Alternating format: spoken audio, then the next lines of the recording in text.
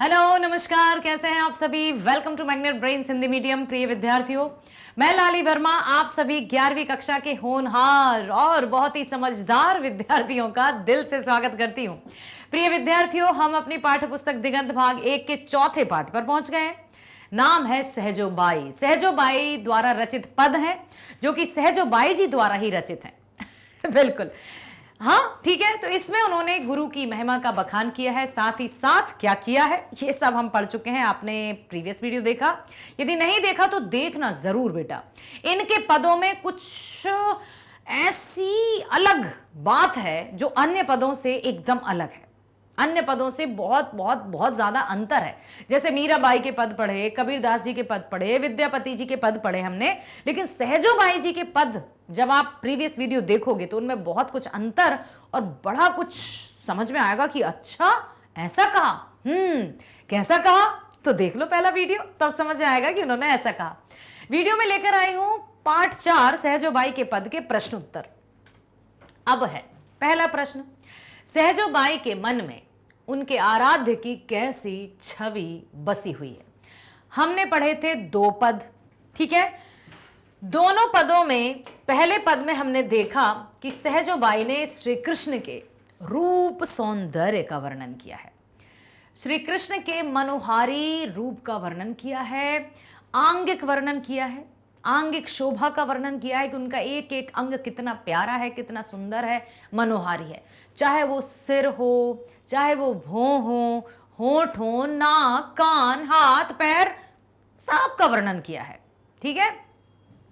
तो सहजोबाई के मन में उनके आराध्य की कैसी छवि बसी हुई है कि कैसे हैं उनके आराध्य।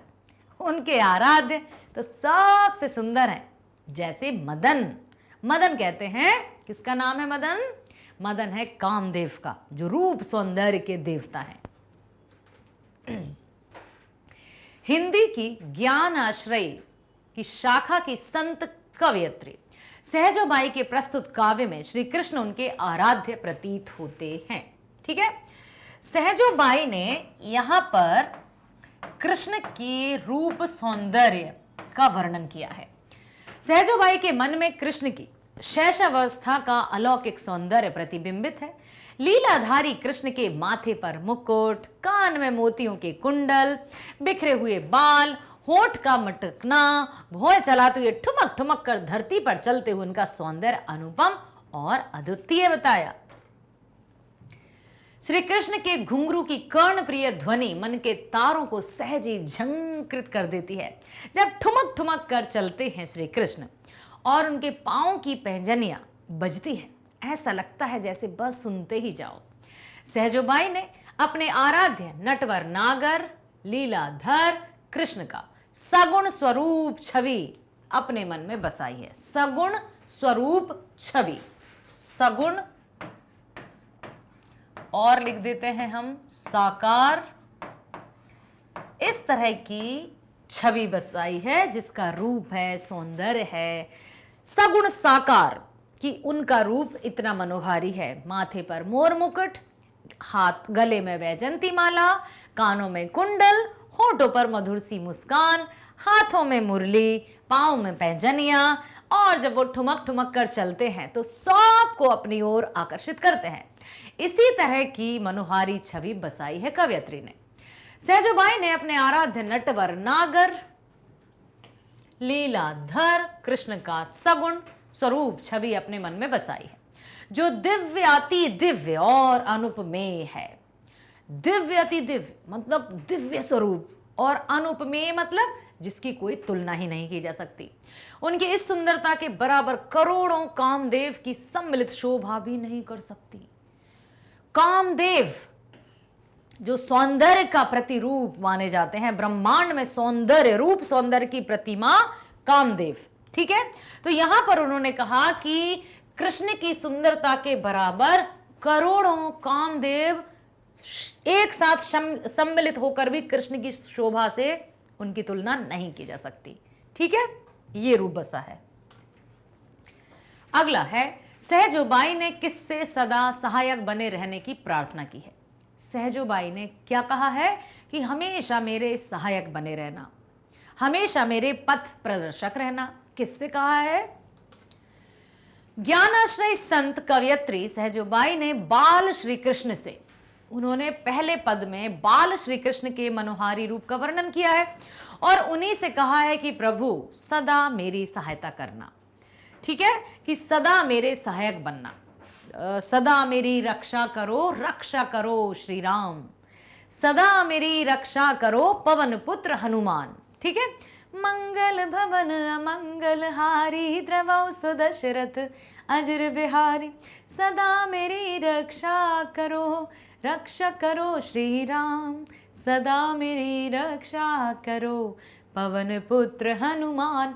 ये चौपाई जब हम पढ़ते हैं तो यहां पर उन्होंने, कवयत्री ने श्री बाल कृष्ण श्री रूप कृष्ण से, उनके बाल श्री कृष्ण से सदा सहायक बने रहने की प्रार्थना की है कि आप मेरे सदा सहायक बने रहना, मैं आपके चरणों की दासी हूं, आपकी सेविका हूं।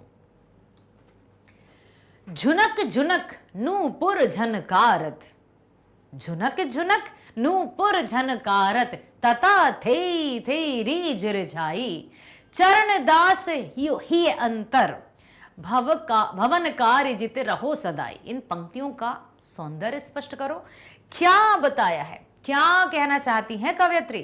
झुनक झुनक नूपुर झुनकारत, नूपुर पांव में पहनने वाली पायल। अब छोटे से कृष्ण, बाल कृष्ण जब चलते हैं ठुमक ठुमक कर तो उनके पांव की पैंजनियां बजती हैं। निर्गुण ब्रह्म उपासिका कवयत्री है ना, सहजोबाई की सगुण भक्ति शिरमौर श्री कृष्ण के प्रति भाव विहलता, भाव प्रवणता इन पंक्तियों में उपस्थित है। यूं तो उनको निर्गुण ब्रह्म की उपासिका कहा जाता है, लेकिन सहजोबाई की सगुण भक्ति शिरमौर, लेकिन कृष्ण का रूप सौंदर्य का जो वर्णन किया है यहां पर उन्होंने सगुण भक्ति धारा उत्पन्न होती दिखाई देती है। उन्होंने अपने भाव विह्वलता, भाव प्रवणता इन पंक्तियों में प्रकट की है। बालक कृष्ण अपने पैरों को इस तरह पटक रहे, जब बच्चा कुछ बजता है ना, आवाज आती है तो और तेज तेज बजाता है। जैसे बच्चों के जो खिलौने हैं उनमें छोटे छोटे से, मान लो जब बच्चा बिल्कुल छोटा है, 6 महीने का समझ लीजिए, और जब वो पालना में सोया रहता है तो पालने में कुछ ना कुछ हम आकर्षक वस्तुएं लगा देते हैं ताकि बच्चा उसको देख देख कर खुश होता रहे। कहीं कुछ आवाज करने वाले झुनझुने घुनघुने लगा देते हैं ताकि वो उन्हें देखे। जब बच्चा रोता है तो हम कुछ ताली बजाते हैं या फिर कुछ सुनाते हैं तो वो उसकी तरफ देखने लगता है। तो बच्चे क्या, बड़ों का भी यही है कि जहां कुछ सुनाई देता है हम वहां देखने लगते हैं। और जब श्री कृष्ण चलते हैं और जो उनके पैरों में पैंजनियां हैं, उनके घुंघरुओं की जब आवाज आती है तो क्या होता है, बालक कृष्ण अपने पैरों को इस तरह पटक रहे हैं कि उनके पैरों में बंधी पायल के घुंघरू एक लय विशेष से झंकृत हो रहे हैं। और यह लय है तो ता थैया करके कृष्ण ना सिर्फ रीझ गए हैं बल्कि अपने चतुर्दिक उपस्थित लोगों को भी मंत्रमुग्ध किए हुए हैं। जहां जहां चलते हैं कृष्ण, उनके घुंघरू की आवाज आती है, और घुंघरू की जब आवाज आती है तो और अच्छे से वो पटक पटक कर कदम रखते हैं, जैसे ता थैया था कर रहे हो, ठीक है। तो लोगों को भी, वो आसपास के जो लोग हैं उनको भी आकर्षित कर रहे हैं। कृष्ण की यह विश्व मोहनी छवि, विश्व मोहनी, जो सबको अपनी ओर मोहित कर देती है। कृष्ण की यह विश्व मोहनी छवि के स्वामी को सहजोबाई अपने हृदय में भवन बनाकर सदा के लिए रखना चाहती हैं। कबीर आत्मा भी अपने राम को कुछ इसी तरह से अपनी आंखों में बसाना। नैनन की करी कोठरी पुत्री पलंग बिछाए, पलकिन के चिकडारी के पिय को लिया रिझाए। कबीरदास जी की ये पंक्तियां हैं कि नैनन की करी कोठरी, आंखों में उन्होंने महल बसा लिया है, मतलब कृष्ण की मनमोहक छवि अपनी आंखों में बसाना चाहते हैं। पुतरी पलंग बिछाए, आंखों की पुतली जो गोल गोल घूमती है। पलकिन के चिकडारी के पियो को लिया, पलक क्या होती है आप जानते हैं, आईलिट्स जिनको कहते हैं, तो उनको उन्होंने क्या कहा, पलकन के चिकडारी के पर्दा, और बस उनकी छवि को आंखों में बसा लिया। भक्त अपने भगवान से शाश्वत सायुज्यता का आकांक्षी होता है। उसे वह अपने व्यक्तित्व के कोमलतम पवित्रतम स्थान में रखना चाहता है। भक्त भगवान पर एक अधिकार चाहता है। यही सौंदर्य यहां पर दिखाई दे रहा है।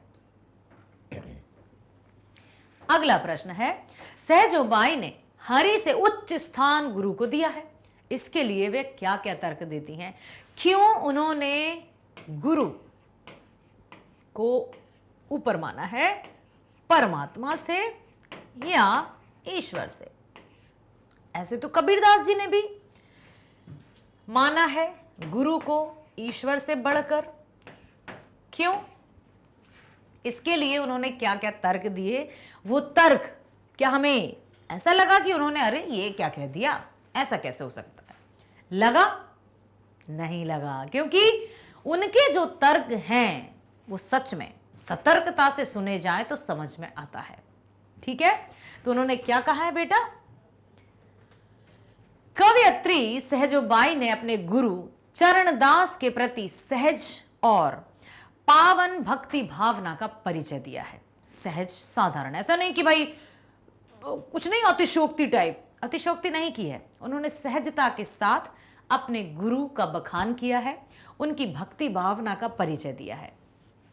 कवयित्री ने सच्ची गुरु भक्ति के रूप में अपने गुरु की महिमा की अद्वितीयता का विवेचन किया है। अद्वितीयता मतलब गुरु की जो महिमा है उसके सिवा दूसरा कुछ भी नहीं। जैसी गुरु की महिमा हम पर होती है, उतनी महिमा, उतना उपकार हम पर दूसरा कोई नहीं कर सकता। अद्वितीय मतलब जिसके जैसा, जिसके समान कोई दूसरा ना हो।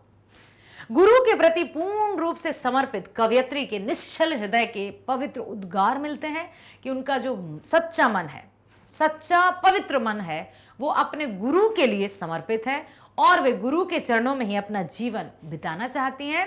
और वे ये भी मानती हैं कि गुरु ने ही हमें वो मार्ग दिखाया है, भावनाओं के बंधन से मुक्त कराया है, ज्ञान इंद्रियां, जो हमारी इंद्रियां हैं उनको वश में करना सिखाया है, योग ध्यान परमात्मा के निकट ले जाने का काम गुरु ने किया है। जबकि ईश्वर क्या करता है? अपने आप से दूर हमें करता है। सहजोबाई ने गुरु के दिव्य अति दिव्य मार्गदर्शन के प्रति समर्पिता का भाव सहज दृष्टिगोचर होता है। गुरु ने अपने दिव्य ज्ञान से अज्ञानता के तिमिर को हटाकर, तिमिर मतलब आपको पता ही है अंधकार, ज्ञान से प्रकाशित किया है, जिससे सांसारिक आवागमन जन्म और मृत्यु के बंधन से मुक्त हो गए। सच्चाई का आईना दिखाया कि जीवन क्या है। ईश्वर ने 5 चोर, मद, लोभ, मोह, काम, क्रोध, 5 चोर किसको कहा है? मद। मद मतलब नशा, आदत। इस चीज की नशा मतलब एक आदत होती है, और आदत जब बुरी हो जाती है तो उसको नशा कहने लगते हैं। नशा मतलब मद, ठीक है? मद मस्त हो गए, पूरी तरह से खो गए। लोभ, ठीक है? मद, लोभ, लोभ यहां धन संपत्ति का लोभ, मोह रिश्ते नातों का मोह, और काम, काम मतलब पूरी तरह से काम वासनाओं में लीन रहना, आसक्त रहना, कर्म से विमुख हो जाना, और क्रोध। ये जो 5 चोर हैं, ईश्वर ने 5 चोर, मद, याद रखना 5 चोरों के बारे में पूछा जा सकता है। मद, लोभ, मोह, काम, क्रोध, ये 5 चोर, ठीक है? मद मतलब पूरी तरह से आदत, बुरी आदत में नशा कह सकते हैं हम इसको। लोभ मतलब लालच, मोह मतलब रिश्ते नाते, प्रेम को नहीं लाएंगे हम इसमें। काम मतलब पूरी तरह से काम वासना में खोए रहना, कर्म के प्रति विमुख रहना, ऐश आराम की दुनिया में ही खोए रहना। क्रोध तो आपको पता ही है। तो ये 5 चोर रखे हैं उन्होंने। क्या कहा है कि ईश्वर ने 5 चोर, लोभ, मोह, काम और क्रोध को शरीर रूपी मंदिर में बिठा दिया। किसने? ईश्वर ने। उन्होंने कहा है कि ईश्वर ने ये 5 चोरों को हमारे शरीर में बिठा दिया। यदि ये 5 चोर हमारे अंदर रहेंगे तो क्या हम ईश्वर के निकट जा पाएंगे? ये जो 5 चोर हैं, ये हमें ईश्वर से दूर करते हैं, ईश्वर से दूर करते हैं, है ना? ठीक है, ये हमें ईश्वर से दूर करते हैं, क्योंकि जबकि ईश्वर ने ही हमारा निर्माण किया, क्यों उसने मोह माया धन संपत्ति लोभ लालच हमारे मन में लाया? कवियत्री के अनुसार तो यही है कि ईश्वर ने 5 चोर मद लोभ मोह काम क्रोध को हमारे शरीर रूपी मंदिर में बिठा दिया। गुरु ने उससे छुटकारा पाने की युक्ति सिखाई। गुरु ने हमें बताया कि मद से कैसे बचा जा सकता है, लोभ से कैसे बचा जा सकता है, मोह काम क्रोध को कैसे नियंत्रित किया जा सकता है। ये सब हमें किसने सिखाया? गुरु ने। ईश्वर ने सांसारिक राग रंग अपना पराया का भ्रम उलझा दिया।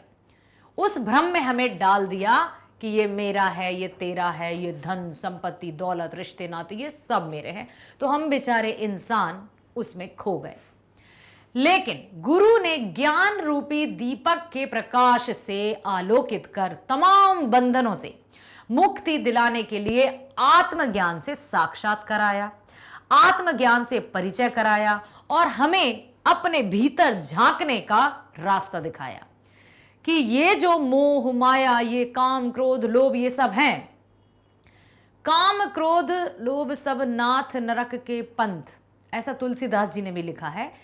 तो गुरु ने ही हमें इस मोह माया रूपी जंजाल से मुक्त किया, ज्ञान रूपी दीपक का प्रकाश दिखाकर हमें हमारा खुद से साक्षात्कार करवाया, खुद से हमारा परिचय करवाया, स्वयं से स्वयं का परिचय करवाया। गुरु ने सांसारिक भवसागर से निकलने का मार्ग प्रशस्त करवाया। सहजोबाई की गुरु भक्ति उत्कट और अपूर्व है।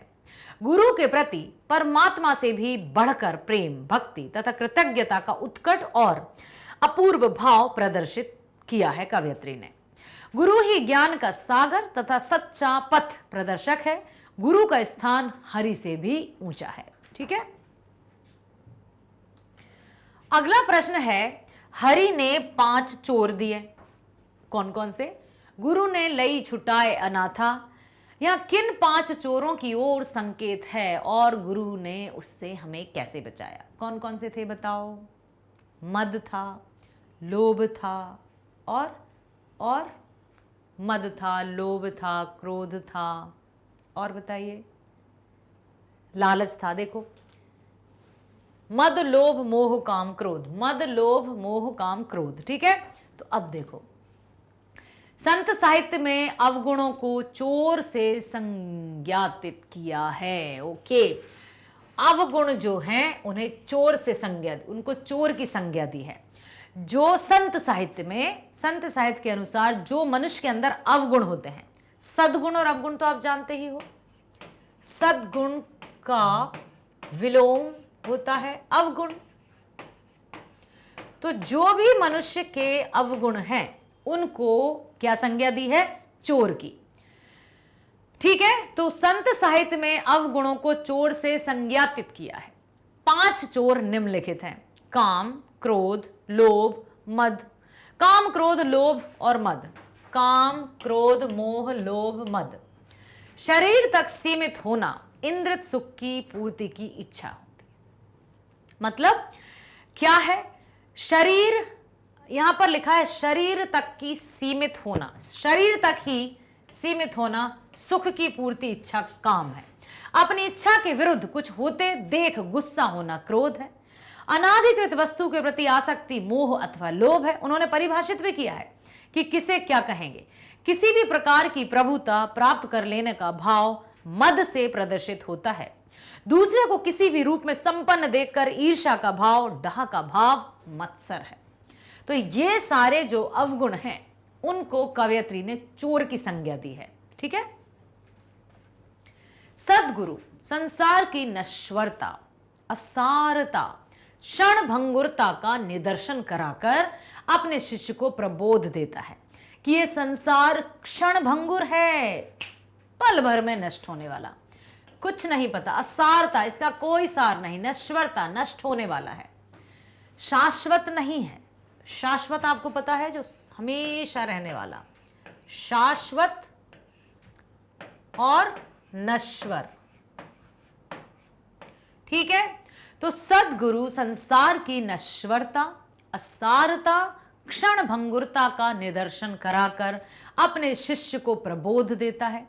ध्यान, समाधि, जीव मात्र की निष्काम सेवा आदि के द्वारा गुरु इन 5 चोरों से शिष्य को बचाते हैं। इसलिए कवयित्री सहजोबाई ने गुरु को श्रेष्ठ माना है कि हरि परमात्मा ईश्वर ने हमें मनुष्य रूप दे दिया, लोभ मोह माया आदि के जंजाल में फंसा दिया और खुद से दूर कर दिया, लेकिन गुरु ने हमें सदमार्ग दिखाया, हमें सही मार्ग दिखाकर इन बंधनों से मुक्त कराया और ईश्वर के निकट हमें पहुंचाया, ईश्वर से हमारा बंधन जोड़ा। ठीक है, ये गुरु ने किया। अगला है, हरि ने कर्म भर्म भरमायो, गुरु ने आत्म रूप लखायो। हरि ने मोरू आप छिपायो, गुरु दीपक दे ताहि दिखायो। बिल्कुल, हरि ने कर्म भर्म भरमायो।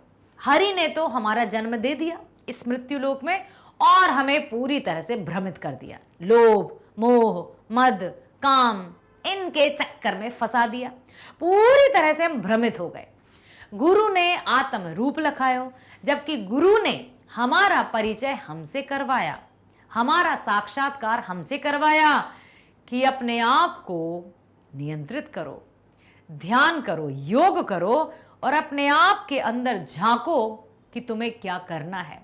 जो अवगुण थे उनको चोर की संज्ञा दी है, लोभ मोह काम क्रोध। ठीक है, अब है हरि ने मोरू आप छिपायो, गुरु दीपक ते, जबकि हरि अर्थात ईश्वर ने हमें हमसे ही जुदा कर दिया, हमें हमसे ही छुपा दिया, लेकिन गुरु ने ज्ञान रूपी दीपक जलाकर उसकी रोशनी में हमें सच्चा मार्ग दिखाया जो ईश्वर तक जाता है। प्रस्तुत पद्यांश ज्ञानाश्रयी कवयित्री सहजोबाई द्वारा विरचित है। कवयित्री ने गुरु महिमा की गरिमा की श्रेष्ठता का बेबाक चित्रण किया है। सच में यहां पर उनका जो चित्रण है वो सच में मतलब निशब्द करने वाला है। वाह क्यों, अरे वाह क्या तो बात कही है। सच में वे कहती हैं कि हरि ने उन्हें सांसारिक कर्म के भर में उलझा कर रख दिया, पूरी तरह से हम उलझ गए और गुरु ने आत्मज्ञान के प्रकाश से प्रकाशित कर उसके स्व अस्तित्व का ज्ञान कराया कि तुम देखो, अपने आत्मा में झांक कर देखो तुम्हें क्या करना है। गुरु ने स्वयं से साक्षात्कार कराकर सांसारिक अज्ञानता से छुट्टी दिलाई है। गुरु अपने ज्ञान के दीपक से प्रकाशित करते हैं। पठित पद में सहजोबाई ने गुरु पर स्वयं को न्यौछावर किया है। वह पंक्ति लिखिए, क्या कहा है उन्होंने? प्रस्तुत पद में कहा है, चरण दास पर तन मन वारू, गुरु न तजू हरि तज डारू। स्पष्ट रूप से कह दिया है कि मैं अपने गुरु चरणदास पर अपना सर्वस्व न्यौछावर करती हूं। हरि तजू पर हरि तजू, गुरु न तजू हरि तज डारू। गुरु को मैं कभी छोड़ नहीं सकती, भले ही मैं ईश्वर को छोड़ दूं, क्योंकि यदि मैं ईश्वर को छोड़ भी दूंगी तो गुरु मुझे फिर से उस मार्ग पर ले जाएंगे जो ईश्वर के निकट पहुंचाता है। इसलिए उन्होंने गुरु के प्रति समर्पित भाव जताया है। पठित पद के आधार पर सहजोबाई की गुरु भक्ति का मूल्यांकन करिए। गुरु भक्ति का मूल्यांकन कि सहजोबाई के मन में गुरु के प्रति कैसी भक्ति भावना है। तो सहजोबाई ने ईश्वर से बढ़कर, ईश्वर से श्रेष्ठ गुरु को बताया है। उन्होंने कहा है कि ईश्वर सांसारिक मोह माया में हमें डाल दिया, लोभ मोह काम क्रोध इन सब जंजाल में हमें फंसा दिया कि जाओ भोगो। लेकिन गुरु ने और एक और बात, सांसारिक जीवन में हमें लोभ मोह काम क्रोध के लालच दलदल में डाल दिया और कहा कि भाई बस मैंने जन्म दे दिया अब तुम जाओ, खुद से दूर कर दिया, कहा है उन्होंने। लेकिन फिर हमें यहां गुरु मिले, गुरु ने हमें ज्ञान दिया, खुद का हमारा अपना स्वयं का साक्षात्कार करवाया, आत्मा का परिचय करवाया, आत्म परिचय करवाया कि हम क्या हैं, हमें क्या करना है, हमें सद्बुद्धि दी, सद्मार्ग दिखाया, जिससे हम पुनः ईश्वर के निकट पहुंच सकें।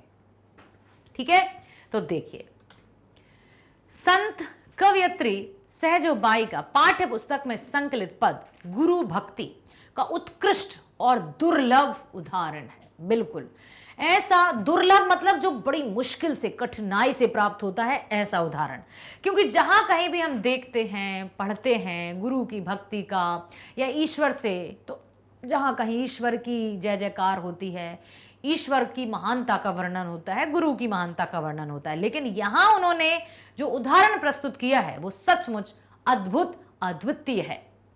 उन्होंने ईश्वर को छोड़ने की बात कही है कि मैं ईश्वर को तज दूंगी, लेकिन गुरु का त्याग नहीं करूंगी, कभी गुरु से दूर नहीं रहूंगी। सहजोबाई द्वारा गुरु भक्ति की उत्कट और अपूर्व अभिव्यक्ति हुई है। गुरु के प्रति परमात्मा से भी बढ़कर प्रेम, भक्ति तथा कृतज्ञता की आत्मिक अनुभूति इस पद में विशेष रूप से दृष्टिगोचर होती है। कृतज्ञता, कृतज्ञता का अर्थ कौन कौन जानते हैं बताइए? कृतज्ञ मतलब क्या होता है बेटा? उपकार मानने वाला, मतलब उन्होंने गुरु का उपकार माना है। और इसी का जो विलोम है वो होता है कृतज्ञता। कृतज्ञता इसका अर्थ होता है उपकार ना मानने वाला। ठीक है, तो यहां पर उन्होंने गुरु के प्रति कृतज्ञता व्यक्त की है कि उन्होंने किस तरह से हमें सद्मार्ग दिखाया, जो रास्ता ईश्वर के निकट हमें ले जाएगा, वो मार्ग बताया। सहजोबाई ने अपना संपूर्ण जीवन गुरु के चरणों में समर्पित कर दिया। ज्ञान आधारित गुरु भक्ति सहजोबाई में अविचल संकल्प और समर्पण की स्मरणीय शक्ति बनकर प्रकट होती है। वह हरि को त्याज्य समझती हैं। त्याज्य मतलब त्यागने योग्य। त्याज्य का अर्थ होता है त्यागने योग्य, कि भाई हरि को या ईश्वर को त्याग सकती हूं, परंतु गुरु को त्यागने की वह कल्पना भी नहीं कर सकती। राम तजी पर गुरु न बिसारूं, गुरु के सम हरि ना निहारूं। राम यहां ईश्वर के लिए आया कि भले ही मैं राम को त्याग दूं, ईश्वर को त्याग दूं, लेकिन गुरु को नहीं त्याग सकती। गुरु के सम हरि को न निहारूं, ना ही मैं गुरु के समान हरि को पूज सकती हूं। सहजोबाई ने गुरु की महिमा और ज्ञान के अस्तित्व को स्वीकारते हुए उसे उच्छल आनंदभूति होती है। वह गुरु को ही सांसारिक आवागमन, मर्म तथा आत्मज्ञान से साक्षात्कार कराने के लिए अपनी सारी सत्ता को हृदय, प्राण, बुद्धि, कल्पना, संकल्प इत्यादि सारी वृत्तियों को समाहित और घनीभूत करके बड़े वेग के साथ स्वयं को गुरु भक्ति में उन्होंने अपने आप को समर्पित कर दिया। अपने केवल व्यक्तिगत सत्ता की भावना को पूर्ण विसर्जन कर केवल और केवल गुरु को ही ध्येय स्वरूप आत्मसात करती हैं। उन्होंने गुरु को ही अपना सर्वस्व माना और गुरु ही उन्हें सद्मार्ग दिखाता है। ईश्वर तक का त्याग कर दिया उन्होंने गुरु के लिए। गुरु के प्रति परमात्मा से भी बढ़कर प्रेम, भक्ति तथा कृतज्ञता को प्रकट करती हुई कहती हैं, चरण दास पर तन मन वारूं, गुरु न तजूं, हरीज तज डारूं। कवयित्री सहजोबाई एक सच्ची गुरु भक्त के रूप में गुरु की प्रार्थना करती हैं ताकि उसे मोह माया के बंधन से मुक्त होकर अपने आराध्य की पूर्ण चरण गति और शरण गति प्राप्त हो। गुरु के वरदान हस्त की छाया में दिव्य ज्ञान प्राप्त करके सकल संताप को दूर करने की क्षमता भी संपन्न होती है। अब सोचिए आप, ठीक है, तो ऐसा उन्होंने बताया है कि भाई गुरु से बढ़कर कुछ नहीं। अब है पद के आसपास। प्रथम पद की तुलना सूरदास के कृष्ण बाल वर्णन के पदों से की जा सकती है। यहां एक पद दिया जा रहा है, आप इसके अतिरिक्त 2 पदों का संग्रह करें और कक्षा में उनका सस्वर वाचन करें। अब भाई प्रश्न में ही लिखा है सस्वर वाचन करें। सस्वर मतलब बड़े ही राग लय के साथ। चलत देखी जसुमति सुख पावे, ठुमक ठुमक पग धरनी रेंगत जननी देख दिखावे। इसको कैसे पढ़ेंगे? देखो,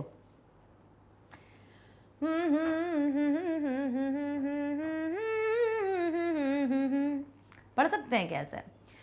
ठुमकी ठुमक पग धरनी रेंगत जननी देखी दिखावे, दे हरि लो चली जाते बहुरी, फिर इती ही को आवे, चलत देखी जसुमती सुख पावे। कोशिश कर रही हूं भाई, अच्छा लगे तो ठीक है, नहीं लगे तो आप भी गा कर देखो।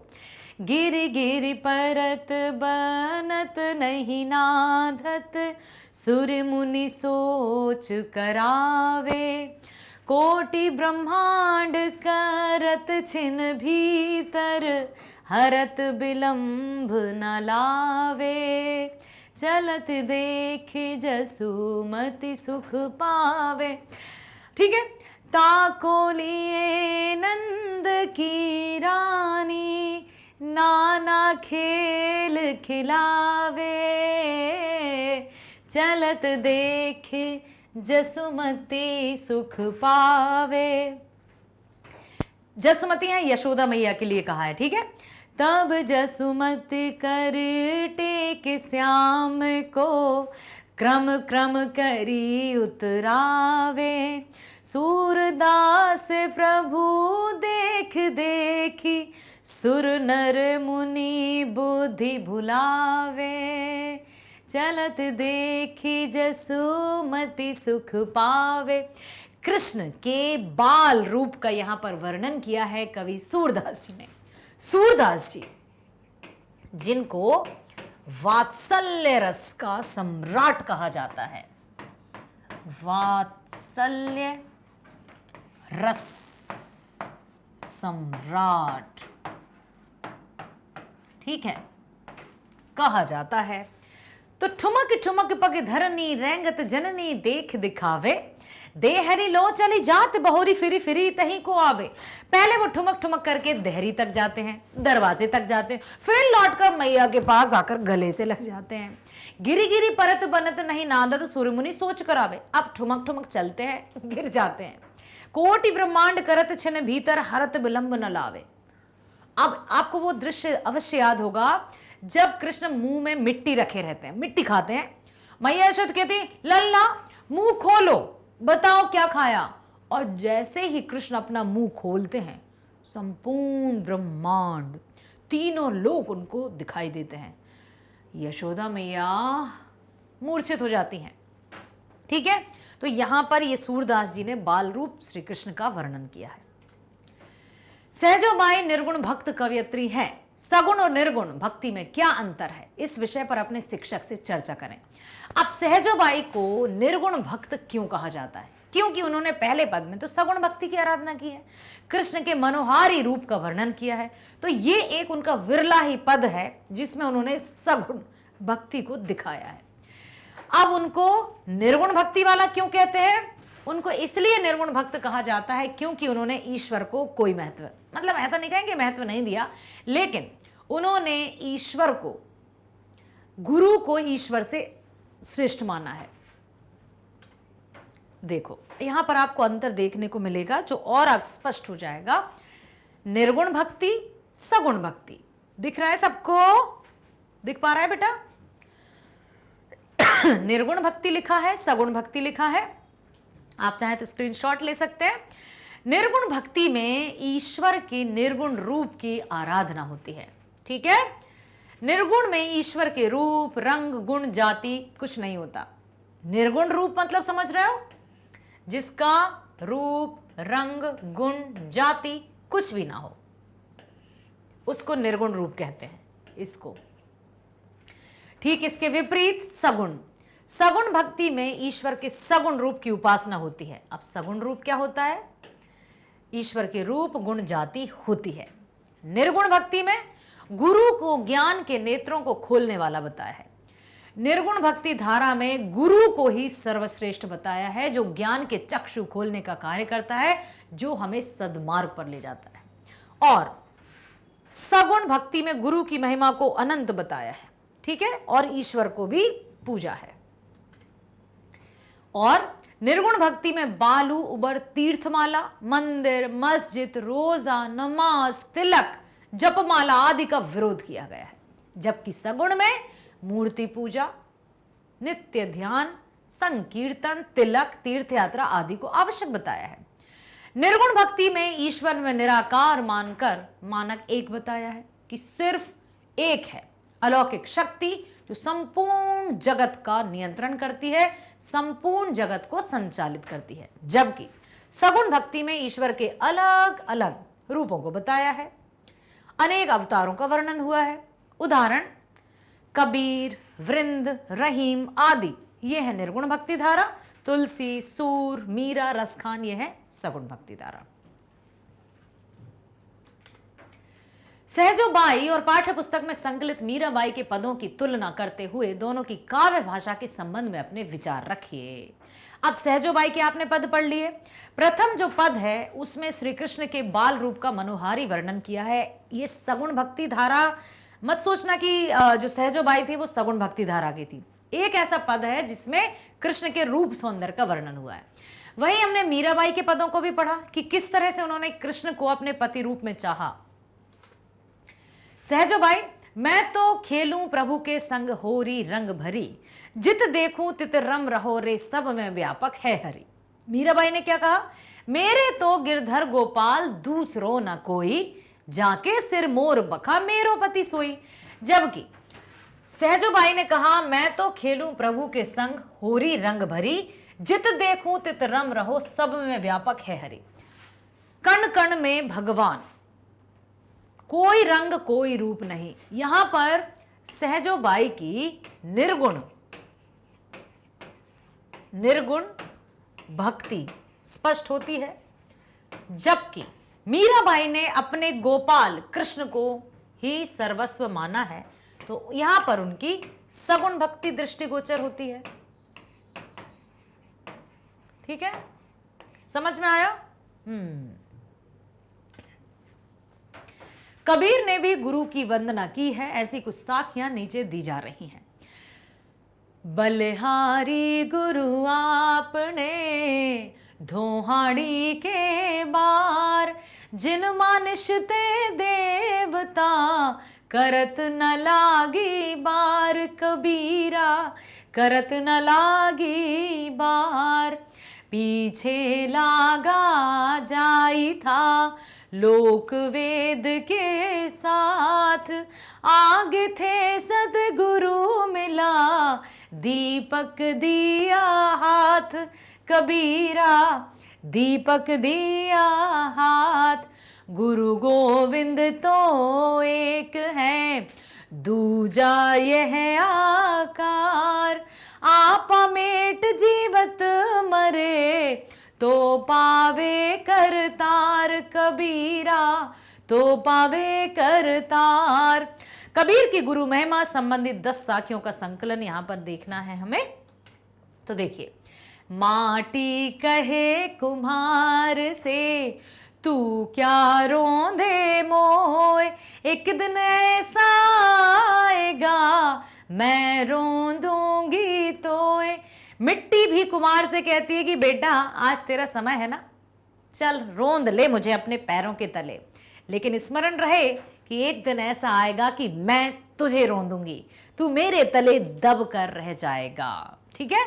दूसरा है बड़ा हुआ तो क्या हुआ जैसे पेड़ खजूर, पंथी को छाया नहीं फल लागे अति दूर। कबीरा फल लागे अति दूर। अब यहां पर कहते हैं कि इंसान इस जन्म में आकर, इस मनुष्य जीवन पाकर धन संपत्ति सुख जो भी उसको मिलता है, भौतिक वस्तुएं, भौतिक वस्तुओं का सुख पाकर वो अपने आप को बड़ा समझता है, जिसमें कुछ नहीं करता, परोपकार नहीं, दूसरों के प्रति कोई करुणा का भाव नहीं, और सोचता है कि मैं बड़ा हूं। तो वो उस खजूर के पेड़ की भांति है जिसकी ना तो राहगीर को छाया लगती है, ना ही कोई आसानी से उसके फल खा सकता है। तो ऐसा बड़ा होने से क्या तात्पर्य? काल करे सो आज कर, आज करे सो अब, पल में परलय होएगी बहुरी करेगा कब। समय की पाबंदी, समय नियमितता का वर्णन है इसमें। ऐसी वाणी बोलिए मन का आपा खोए, औरन को शीतल करे, आपहु शीतल होए। मनुष्य की पहचान उसकी वाणी से होती है, जो उसको सर्वश्रेष्ठ बनाती है। बुद्धि और वाणी मनुष्य को अन्य जीवों से श्रेष्ठ बताती है। हमें बोली अर्थात व्यवहार में ऐसे शब्दों का प्रयोग करना चाहिए जिससे सुनने वाले को भी शीतलता मिले और हमें भी सुख। दुख में सुमिरन सब करे, सुख में करे न कोई, जो सुख में सुमरन करे तो दुख काहे को होई। अक्सर मनुष्य प्रवृत्ति जब दुख आता है, संकट आता है, प्रभु हे भगवान मुझे बचा लेना, ऐसा ऐसा करने लगता है, स्मरण करना, मैं यज्ञ करूंगा, मैं दान करूंगा, धर्म करूंगा। लेकिन जैसे ही दुखों से छुटकारा मिलता है, सुख में आता है, सब भूल जाता है। अरे भाई, कबीरदास जी ने बताया है कि जब सुख है, ईश्वर को मत छोड़िए, मत भूलिए, क्योंकि जब हम सुख में सुमरण करेंगे तो दुख आएंगे ही नहीं। भाषा की बात चलते हैं। पठित पदों में अनुप्रास अलंकार है। ऐसे उदाहरण को छांट कर लिखिए। मुकुट लटक अटकी मन माही, मावर्ण की आवृत्ति। नृत्य तन नटवर मदट मनोहर, नाग और माँ की आवृत्ति। ठुमक ठुमक पग धरत धरणी पर, पा की आवृत्ति और धा की आवृत्ति। झुनुक झुनुक नुपुर झनकात, यहाँ झा ता था और रा की आवृत्ति। हरि ने जन्म दियो जग माही, जवर्ण की आवृत्ति। हरि ने कर्म भर्म भरमायो में, भावर्ण की आवृत्ति। और हम जानते हैं कि जिन काव्यों में वर्ण की आवृत्ति होती है वहां अनुप्रास अलंकार होता है। भोह चलाना का क्या अर्थ है? भोह चलावे लिखा था कवयत्री ने। आंखों के ऊपर की रोम वाली भों कहलाती हैं। व्यक्ति जब कुछ देने से कतराता है, उसके भीतर चुगल करने की इच्छा होती है, तब भों को ऊपर नीचे करता है। अच्छा, ओ अच्छा, ऐसे, ठीक है। आनंददायी आश्चर्यचकित करने वाली घटना से साक्षात करने के समय तथ्य गोपन में भों चलाया जाता है। बिहारी ने कृष्ण की मुरली चोरी प्रसंग में गोपियों को भोनी हंसो कहा है। बतरस बतरस लालच लाल की मुरली धरी लुकाए, सो करे भो हनि हसे देन कहे नट जाए। भो चलना का अर्थ है सौहार्दपूर्ण कुटिलता का अवाक ज्ञापन। अवाक मतलब बिना कुछ कहे, बिना शब्दों से, बिना किसी ध्वनि के। अच्छा, सही है। ऐसे सोच रहे हैं, मतलब सोचने की मुद्रा में तो भों चलती हैं, ठीक है। चतुराई, रिझाई जैसे शब्दों में आई प्रत्यय लगा है। पठित पदों से आई प्रत्यय 5-5 बनाइए शब्द। लख आई, बिल गाई, मचलाई, बिल खाई, मुस्काई। आ गया समझ में? बहुत बढ़िया। कर्म भर्म रोग भोग में कौन सा संबंध है? कर्म और भर्म, रोग और भोग। कोई समास दिख रहा है? द्वंद्व समास। वाओ, क्या बात है भाई। दोनों में ही द्वंद्व समास है। क्यों? जहां दोनों पद प्रधान हो, ना कोई छोटा ना कोई बड़ा, ना कोई क्या, ना कोई प्रधान ना ही कोई उत्तर, ठीक है। दोनों पद प्रधान, द्वंद्व समास। इनका शुद्ध रूप लिखिए। नृत्य लिखा है, गुर लिखा है, हरिपु लिखा है, बेरी लिखा है, मर्म और आत्म। नृत्य मतलब नृत्य, गुरु, हरिपु, हरि को बेरी, बेड़ी, मर्म भर्म, आत्म आत्मा। पठित पदों से क्रियापद चुनना है। अटकी, क्रिया मतलब समझता है एक्शन, जिनके द्वारा हमें पता चले कि कुछ हो रहा है। हलत, मटक, लचाई, धरत, करत, झनकारत, बिसारू, मन, निहारू, निहारना मतलब देखना, दिए, देना, छटाए, गेरी, काटी, उरझाई, भरमायो, लखायो, ये सब क्रियापद हैं। तो प्रिय बच्चों, आशा करती हूँ बहुत ध्यान से सुन लिया है और समझ लिया है। तो इसी तरह से आप ध्यान से देखा कीजिए वीडियो जब भी देखें तो यहाँ वहाँ ध्यान मत लगाना। विशेष रूप से मैं काव्य खंड के बारे में आपको सचेत करना चाहूँगी, और ये चाहूँगी बेटा कि काव्य खंड को आप बड़े ध्यान से देखा करो, सुना करो, क्योंकि ये यदि हम ध्यान से नहीं सुनेंगे तो समझ में नहीं आएगा, ठीक है। तो अच्छे से ध्यानपूर्वक देखो, सुनो और बने रहो मेरे साथ मैग्नेट ब्रेन्स पर। मिलेंगे अगले वीडियो में। स्वस्थ रहो। Thank you so much.